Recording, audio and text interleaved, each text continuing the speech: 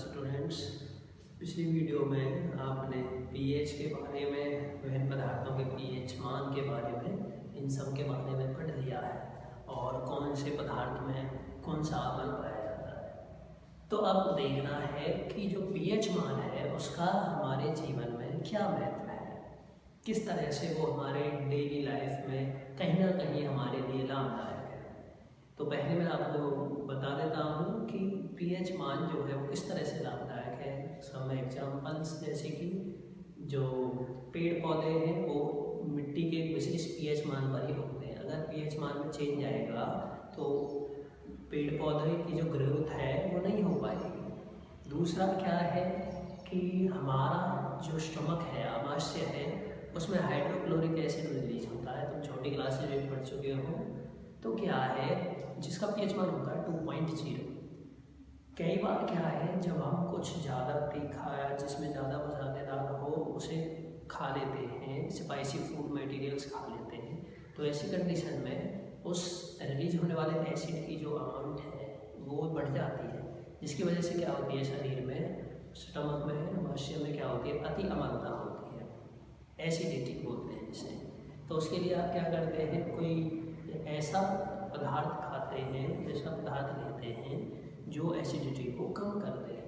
तो वे पदार्थ जो एसिड के इफेक्ट को कम करेंगे वो क्या कहलाते हैं, एंटासिड, प्रतिअम्ल कहलाते हैं। और वे कौन होंगे, क्षार होंगे। तो ऐसी कंडीशन में क्या लेते हैं, milk of magnesia, magnesium hydroxide लेते हैं। ठीक है।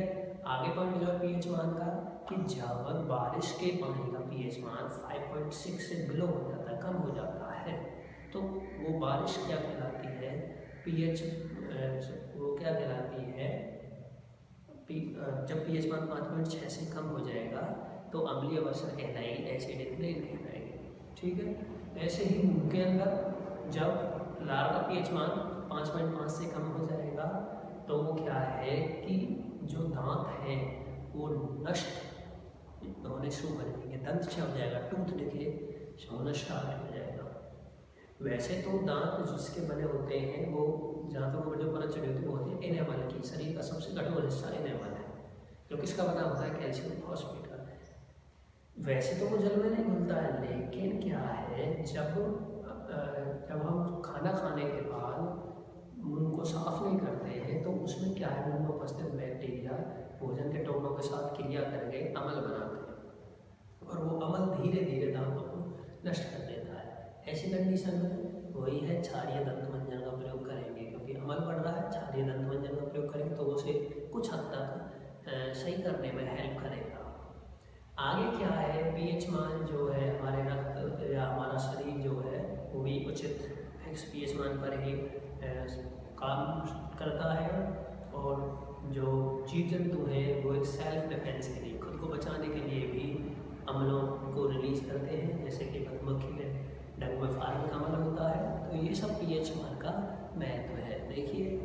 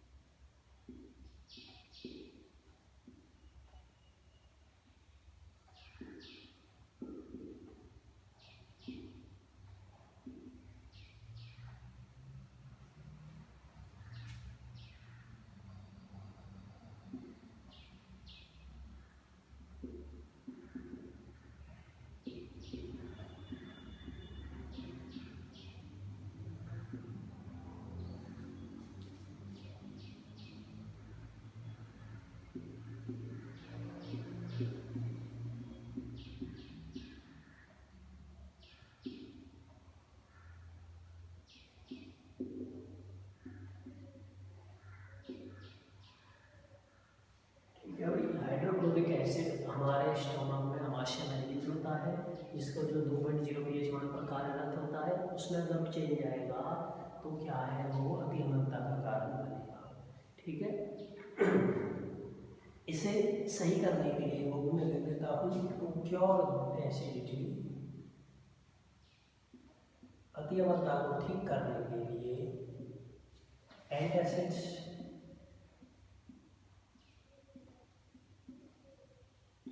Are used. किसका प्रयोग करते हैं, तृतीय अम्लों का प्रयोग करते हैं, सच एज, इसका एग्जाम्पल क्या है, मिल्क ऑफ मैग्नीशियम। रासायनिक सूत्र मैग्नीशियम हाइड्रोक्साइड।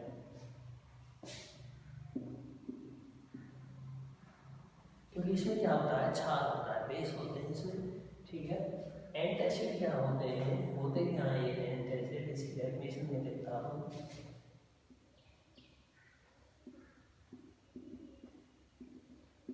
तृतीय अम्ल,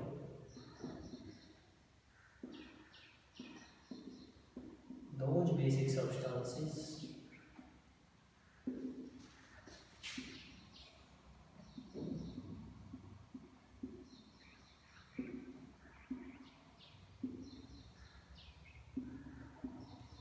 which are used to, जिसका प्रयोग किया जाएगा इसके लिए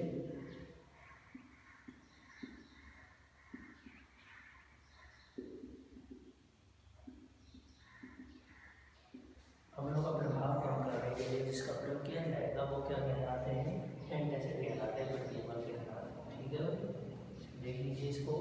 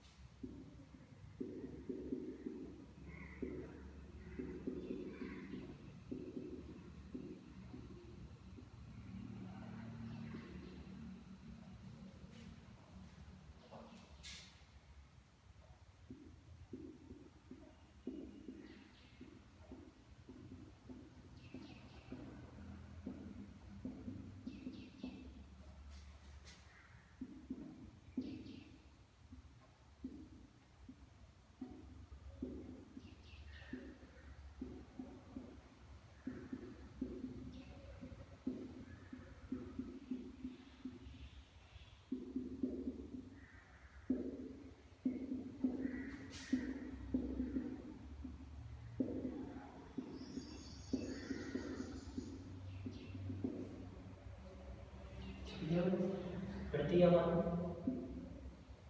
डेफिनेशन क्या है, वे क्षारीय पदार्थ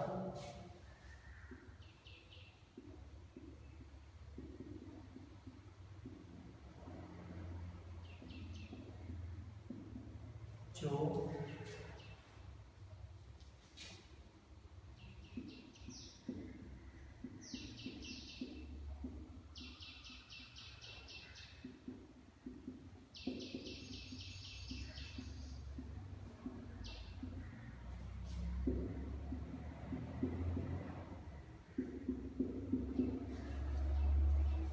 तीसरा पॉइंट देखिए,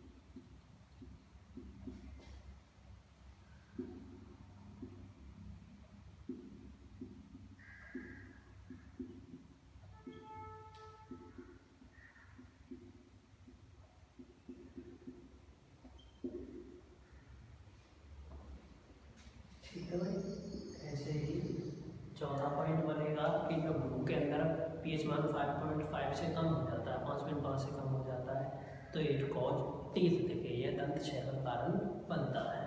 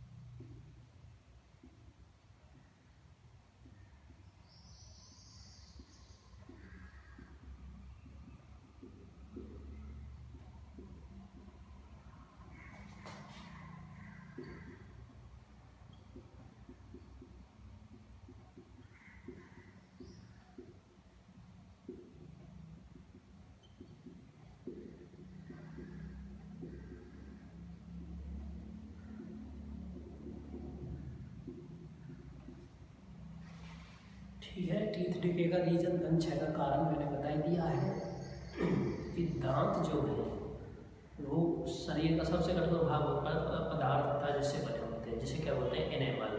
क्या बोलते हैं, एनेमल। Enamel, ENAMEL।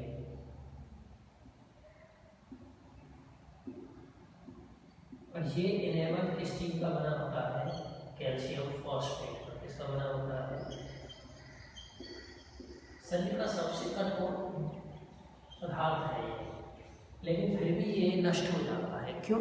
क्योंकि जो भोजन हम खाते हैं उसके बाद जब हम दांतों को साफ नहीं करते हैं तो क्या है, हमारे मुंह में जो बैक्टीरिया है वो उस फूड पार्टिकल्स के साथ रिएक्ट करके, क्रिया करके क्या है कि अम्ल रिलीज करते हैं, एसिड बनाते हैं, तो जिसकी वजह से वो धीरे धीरे दांतों को नष्ट कर देता है और यह दंत क्षय का कारण बनता है। ठीक है, तो ये इम्पोर्टेंस ऑफ पीएच वैल्यू है। और आगे भी आपको बता दिया है क्या है कि जो जीव जंतु हैं वो अपने आप को बचाने के लिए अम्लों का स्रावन करते हैं। Animals, plants and animals use acids for their self defence. Example आप दे सकते हो, be release formic acid in its sitting. जो मधुमक्खी है वो अपने डंक में फॉर्मिक अम्ल का स्रावन करती है, विच कॉज इरिटेशन, जो जलन का कारण बनती है। ठीक है ना, और तो ये है इम्पोर्टेंस ऑफ पीएच वैल्यू। आगे जो है हम पढ़ेंगे कि क्या होता है जब अम्ल और क्षारों को जल में मिलाया जाता है। तो जब अम्ल और क्षार को जल में घोला जाएगा तो क्या होगा कि ये अपने अपने आयनों में टूट जाते हैं। मैंने पहले ही तुम्हें बताया है कि अम्लों में कौन से आयन होते हैं, H पॉजिटिव आयन। क्षारों में कौन से होते हैं, क्षारों में कौन से आयन होते हैं, OH नेगेटिव आयन। ठीक है भाई, तो क्या होता है जब हम इनको जल में घोलेंगे तो क्या है, ये उनमें डिसोसिएट हो जाते हैं, टूट जाते हैं, और उस प्रक्रिया को क्या बोलते हैं, आयनीकरण बोलते हैं। क्या बोलते हैं, आयनीकरण। ये जो टॉपिक है कि क्या होता है जब अम्ल व क्षारों को जल में घोला जाता है, इसमें बहुत सारे क्वेश्चन बनेंगे। तो देखिए पहले शुरू करते हैं आयनीकरण से कि होता क्या है आयनीकरण।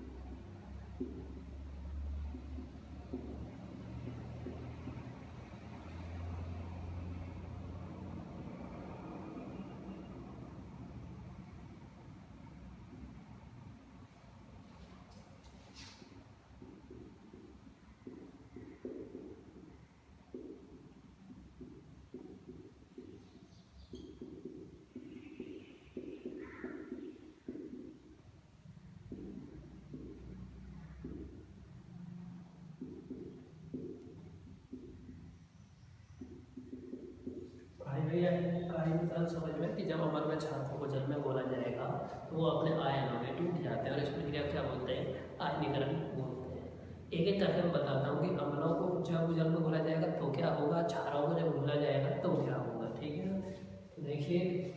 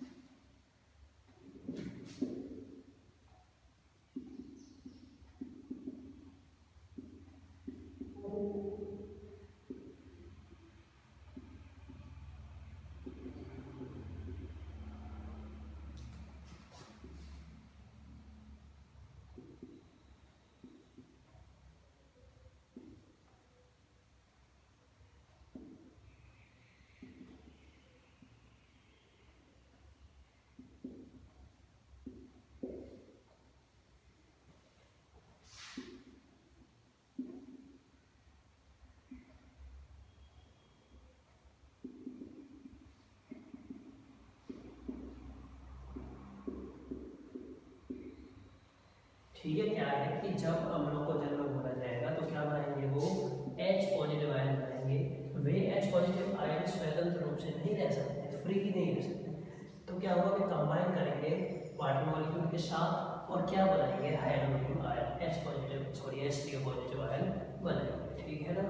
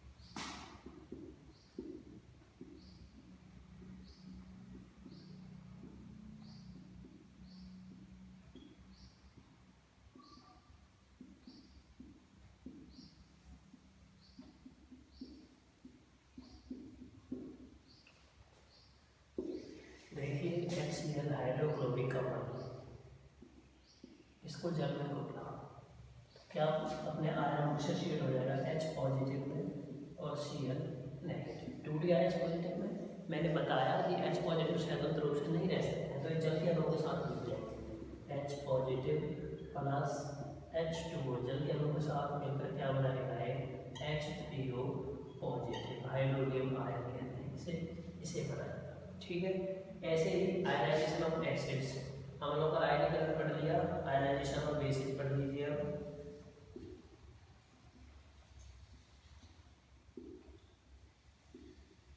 क्षारों का आयनीकरण, क्षारों का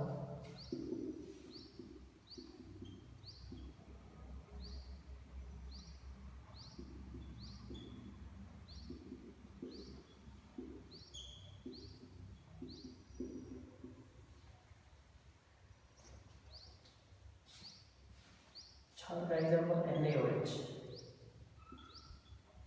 किस किस में टूटेगा,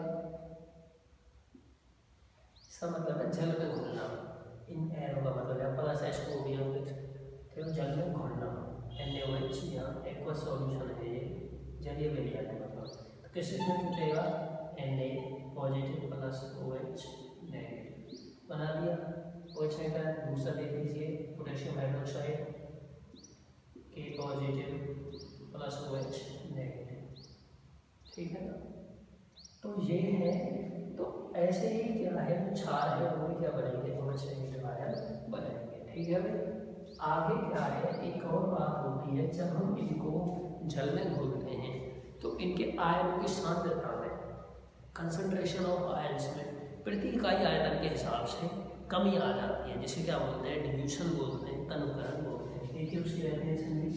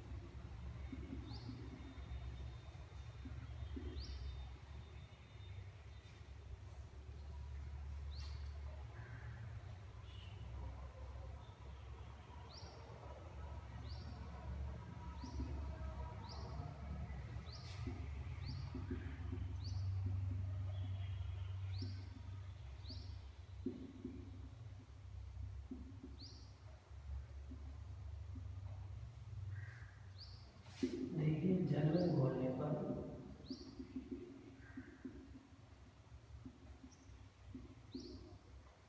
अम्लों में शामिल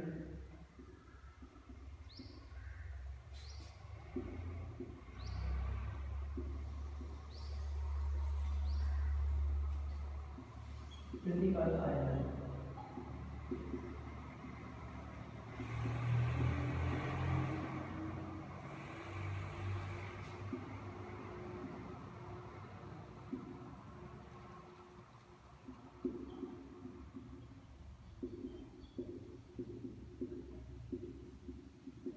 आयनों की सांद्रता में कमी आती है।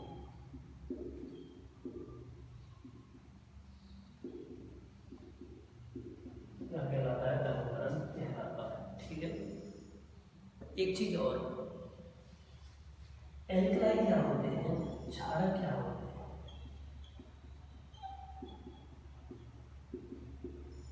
क्या होते हैं, वे क्षार जो जल में घुलनशील होते हैं वो कहलाते हैं क्षार।